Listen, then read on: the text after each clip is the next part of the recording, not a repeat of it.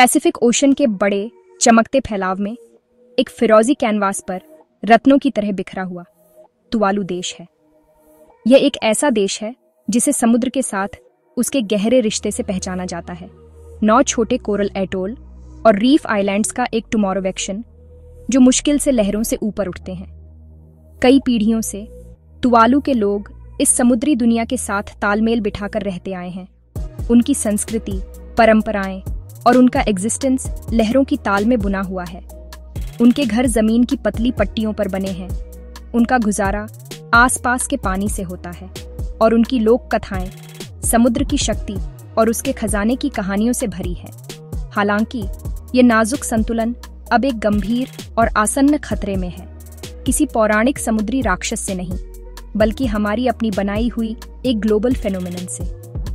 Tuvalu की foundations सचमुच उसके 11,000 निवासियों के पैरों के नीचे से खत्म हो रही है।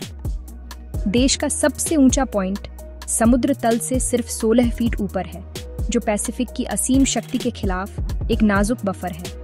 यह खतरनाक ऊंचाई इसे समुद्र के लगातार बढ़ते हुए खतरे के लिए पृथ्वी के सबसे कमजोर देशों में से एक बनाती है। यह एक ऐसी लड़ाई में सबसे आगे खड़ा देश है जिसे उसने शुरू नहीं किया। एक शांत, शांतिपूर्ण देश जो एक एग्जिस्टेंस के संकट का सामना कर रहा है। तुवालू की कहानी कोई दूर की भविष्य की संभावना नहीं है, यह एक आज की हकीकत है। एक साफ मिसाल है कि कैसे हमारे ग्रह का बदलता मौसम दुनिया के नक्शे को फिर से बना रहा है और पूरी कम्युनिटीज को विस्थापित कर रहा है। खतरा अब साइंटिफिक प्रेडिक्शन का मामला नहीं है, यह हर तुवालुअन के लिए एक लिव्ड एक्सपीरियंस है। उसके 9 आइलैंड्स में से 2 पहले ही बढ़ते हुए समुद्र में काफी हद तक समा चुके हैं। उनकी लैंडें लहरों के नीचे गायब हो रही हैं, जो बाकी आर्कीपेलागो के लिए आने वाले समय की एक गंभीर प्रस्तावना है। हर गुजरते साल के साथ किंग टाइड्स के नाम से जानी जाने वाली ऊंची लहरें और अंदर तक घुस जाती हैं, ताज़े पानी की सप्लाई को जहरीला कर देती हैं, कीमती खेती की जमीन को तबाह कर देती है, जहां पुल्का जैसी फसलें उगाई जाती हैं, और होमो और कम्युनिटी स्पेसेस में बाढ़ ला देती हैं। जो कभी असाधारण घटनाएं थीं, वे अब भयानक सामान्य बन रही हैं, देश की अस्थिरता की एक लगातार याद दिला रही है। तुवालू के लोगों के लिए यह एक धीमी गति की डिस्ट्रॉइंगी है। ये उन सभी चीज़ों का धीरे धीरे खत्म होना है जिन्हें उन्होंने कभी जाना है। उनकी पैतृक लैंडें, उनके घर, उनके कब्रिस्तान और उनकी नेशनीय पहचान का भौतिक स्वरूप। घर की अवधारणा ही क्षणभंगुर होती जा रही है, उसी समुद्र से खतरे में है जिसने उन्हें सदियों से पाला है। यह एक गहरा और ग्रीफद विडंबना है कि यह देश, जिसने क्लाइमेट चेंज को बढ़ाने वाले ग्रीन हाउस गैस एमिशन में नाममात्र का योगदान दिया है, सबसे पहले अंतिम परिणाम का सामना कर रहा है। पृथ्वी के चेहरे से उसके भौतिक क्षेत्र का कंप्लीट एंड टोटल इरेशर। तुवालू की इस दुर्दशा के पीछे का कारण स्पष्ट रूप से ग्लोबल क्लाइमेट चेंज है। हमारे ग्रह का गर्म होना, जो इंसानी गतिविधियों की वजह से हो रहा है, दुनिया के महासागरों को फैला रहा है और ग्रीनलैंड और अंटार्कटिका में उसकी विशाल बर्फ की चादरों को खतरनाक दर से मेल्टिंग। इस ड्यूअल इम्पैक्ट के कारण वैश्विक समुद्र स्तर में लगातार और तेजी से वृद्धि हो रही है। नासा के अनुसार तुवालू के आसपास के समुद्र 2023 में सिर्फ 3 दशक पहले की तुलना में चौंका देने वाले 15 सेंटीमीटर ऊंचे थे। यह किनारे पर हल्की हल्की लहरें नहीं हैं। यह एक लगातार ऊपर की ओर बढ़ती हुई हरकत है जो जमीन को बेरहमी से वापस ले रही है, इंच इंच करके एक स्वर्ग को गहरी वीकंडी की जगह में बदल रही है। विज्ञान एक गंभीर और जरूरी तस्वीर पेश करता है। अनुमान बताते हैं कि समुद्र स्तर में वृद्धि की मौजूदा दर पर तुवालू का अधिकांश महत्वपूर्ण इंफ्रास्ट्रक्चर और जमीन 2050 तक सबमर्ज्ड। अगले 80 सालों के भीतर वैज्ञानिकों का मानना है कि पूरा देश पूरी तरह से रहने लायक नहीं रह सकता है। एक भूतों का द्वीप समूह जो पैसिफिक में लॉस्ट। यह कोई दूर का अमूर्त पूर्वानुमान नहीं है, यह एक संप्रभु राष्ट्र के विघटन की समय सीमा है। बढ़ता पानी ही एकमात्र समस्या नहीं है, ये अपने साथ कोस्टल इरोजन, अधिक बार और गंभीर तूफानी लहरें, और भूमिगत ताजे पानी के लेंसों का दूषित होना भी लाता है, जो आबादी के लिए पीने के पानी का एकमात्र स्रोत है। यह पर्यावरणीय संकट एक मानवीय संकट को गिव्स राइज टू। जमीन का नुकसान सीधे आजीविका और सुरक्षा के नुकसान में बदल जाता है। कभी भोजन प्रदान करने वाली कृषि भूमि नमक से संतृप्त हो जाती है, जिससे वह बंजर हो जाती है। होमों, स्कूलों और अस्पतालों की फाउंडेशंस समुद्री पानी के लगातार घुसपैठ से कमजोर हो जाती है। जीने का कार्य ही तत्वों के खिलाफ एक रोजाना की लड़ाई बन जाता है, एक ऐसी ताकत को रोकने की लड़ाई जिसे कैनॉट बी स्टॉप्ड। मनोवैज्ञानिक बोझ बहुत ज्यादा है, क्योंकि समुदाय पर भविष्य के बारे में चिंता और अनिश्चितता की एक व्यापक भावना छाई हुई है। तुवालू के बच्चे यह जानकर बड़े हो रहे हैं कि उनके पूर्वजों की जमीन उन्हें विरासत में नहीं मिल सकती है। तुवालू की सरकार कई सालों से अंतर्देशीय मंच पर एक शक्तिशाली आवाज रही है, बड़े औद्योगिक देशों से जलवायु संकट को सीरियसता से लेने की प्लीडिंग। उसके नेताओं ने दुनिया भर की यात्रा की है, व्यापार पर चर्चा करने वाले राजनयिकों के रूप में नहीं, बल्कि एक गंभीर चेतावनी देने वाले मैसेज वाहकों के रूप में कि अगर निर्णायक कार्रवाई नहीं की गई तो दूसरों के लिए क्या होगा। उन्होंने अपनी स्थिति के अन्याय पर प्रकाश डाला है, जहां सबसे छोटे देश एक ऐसी समस्या के लिए सबसे ज्यादा कीमत चुकाते हैं जिसे उन्होंने डिड नॉट क्रिएट। उनका संदेश स्पष्ट है, तुवालू का आज का भाग्य कल दुनिया भर के तटीय शहरों और कम्युनिटियों का भाग्य हो सकता है। बढ़ती हुई लहरें, डू नॉट डिस्क्रिमिनेट। अपनी खोती हुई मातृभूमि की अनडिनाएबल रियलिटी को देखते हुए तुवालू ने अपने बड़े पड़ोसी ऑस्ट्रेलिया के साथ एक ग्राउंड ब्रेकिंग एग्रीमेंट किया है। 2023 में साइन किया गया यह ऐतिहासिक समझौता फालेपिली यूनियन के नाम से जाना जाता है। फालेपिली एक तुवालुअन शब्द है जो अच्छे पड़ोस, देखभाल और आपसी सम्मान के पारंपरिक मूल्यों को रिफ्लेक्ट्स।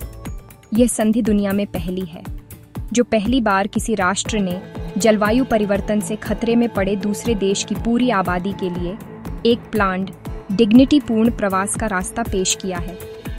यह एक औपचारिक स्वीकारोक्ति है कि तुवालू के लिए अनुकूलन अब पर्याप्त नहीं है। एक व्यवस्थित वापसी अब उसके लोगों के लिए एकमात्र वायबल ऑप्शन है। समझौते का मुख्य हिस्सा एक विशेष वीजा प्रोग्राम है। फालेपिली यूनियन के तहत ऑस्ट्रेलिया ने हर साल 280 तुवालुअन नागरिकों को परमानेंट रेजिडेंसी का रास्ता देने का प्रॉमिस्ड।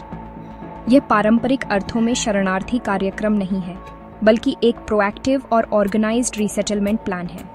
जिन्हें वीजा मिलेगा उन्हें ऑस्ट्रेलिया में रहने, काम करने और पढ़ने का पूरा अधिकार होगा। सबसे महत्वपूर्ण बात यह है कि उन्हें ऑस्ट्रेलियाई हेल्थ केयर, शिक्षा प्रणाली और सोशल सपोर्ट नेटवर्क तक पहुंच मिलेगी, जिससे उन्हें नया जीवन बनाने और एक नए समाज में इंटीग्रेट होने के लिए उपकरण मिलेंगे, जबकि उनकी सांस्कृतिक पहचान को यथासंभव संरक्षित रखा जाएगा। तुवालुअन लोगों की प्रतिक्रिया ओवरवेलमिंग रही है, जो उनकी स्थिति की बेबसी को हाइलाइट्स। 2025 में जब शुरुआती 280 जगहों के लिए आवेदन प्रक्रिया शुरू हुई, तो पूरे देश की 80% से अधिक आबादी, लगभग 8,750 लोगों ने अप्लाइड। यह चौंका देने वाला आंकड़ा द्वीपों में महसूस की गई गहरी चिंता और एक सुरक्षित भविष्य की सामूहिक इच्छा को रिफ्लेक्ट्स। पहले 280 प्रवासियों का चयन एक मतपत्र प्रणाली के माध्यम से किया जाएगा, एक लॉटरी जो तय करेगी कि किसे नई शुरुआत का पहला मौका मिलेगा। यह एक बिटर स्वीट अवसर है, एक लाइफलाइन जो उनके राष्ट्र के लिए उनके जानने के अनुसार अंत की शुरुआत का भी सिग्नल्स। ऑस्ट्रेलिया की विदेश मंत्री पेनी वोंग ने इस बात पर जोर दिया है कि यह कार्यक्रम तुवालुअन्स को गरिमा के साथ प्रवास करने की अनुमति देने के लिए डिजाइन किया गया है। फालेपिली कॉन्सेप्ट का एक की प्रिंसिपल। यह संधि सिर्फ प्रवास के बारे में नहीं है, इसमें एक सुरक्षा और रक्षा घटक भी इंक्लूडेड है। ऑस्ट्रेलिया ने प्राकृतिक आपदाओं या सैन्य आक्रमण की स्थिति में तुवालू की सहायता करने का प्रॉमिस्ड।